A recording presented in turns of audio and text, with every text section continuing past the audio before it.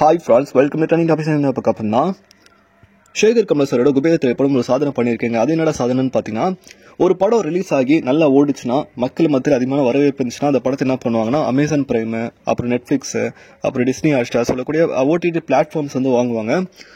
So அந்த மாதிரி நம்ம கேள்விப்பட்டிருக்கோம். ஒரு படத்தை வந்து பார்த்தீங்கன்னா ஓடிடியில் ஸ்ட்ரீம் பண்ணுறாங்கன்னா, பெரிய படங்களாக தான் ஸ்ட்ரீம் பண்ணுவாங்க. பெரிய படங்கள் கூட இருந்தானா அது கொலாபரேஷன் பண்ணி கன்ஃபார்மாக ஸ்ட்ரீம் பண்ணுவாங்க.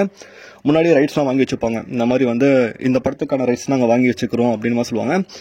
ஸோ தனுஷ் அண்ணாவோட படம் வந்து குபேர திரைப்படம் மிகப்பெரிய படம் அப்படின்ற விஷயம் வந்து தெலுங்குல வந்து பார்த்தீங்கன்னா பயங்கர ஹைப்பில் இருக்குது, தமிழையும் பயங்கர ஹைப்பில் இருக்குது. அது காரணம் தனுஷ்னும் நாகார்ஜுனா சாரும். ஸோ அப்படி இருக்கும்போது இந்த படத்தை வந்து பார்த்தீங்கன்னா ஃபர்ஸ்ட் சிங்கிள் வரல, இந்த படத்தோட ட்ரெய்லர் வரல, இந்த படத்தோட அப்டேட் எதுவும் பெருசாக வரல. இந்த படத்தில் வந்து கேரக்டர் தான் ரிவீல் பண்ணியிருக்காங்க. ஒரு கேரக்டர் என்னென்ன கேரக்டர் அப்படின்னு தான் ரிவீல் பண்ணியிருக்காங்க. அதுக்கே வந்து பார்த்தீங்கன்னா இப்போ வந்து படம் ரிலீஸ் ஆகிறதுக்கு 2 மாதம் முன்னாடியே வந்து பார்த்தீங்கன்னா தனுஷ் அண்ணாவோட குபேர திரைப்படத்தை வந்து பார்த்தீங்கன்னா அமேசான் ஓடிடி பிளாட்ஃபார்ம் வந்து வாங்கியிருக்காங்க. ஸோ இது வந்து ஒரு மற்ற நடிகர்களுக்கு சாத்தியமா அப்படின்னு பார்த்தீங்கன்னா அவ்வளோ ஈஸியாக வந்து ஓடிடி ஸ்ட்ரீமிங் பிளாட்ஃபார்ம் வந்து வாங்க மாட்டாங்க, ரைட்ஸ் வந்து வாங்க மாட்டாங்க. ஸோ தனுஷனோட படத்தை அமேசான் பிரைம் ரைட்ஸ் வாங்குறதுக்கு வந்து மிகப்பெரிய விஷயம்.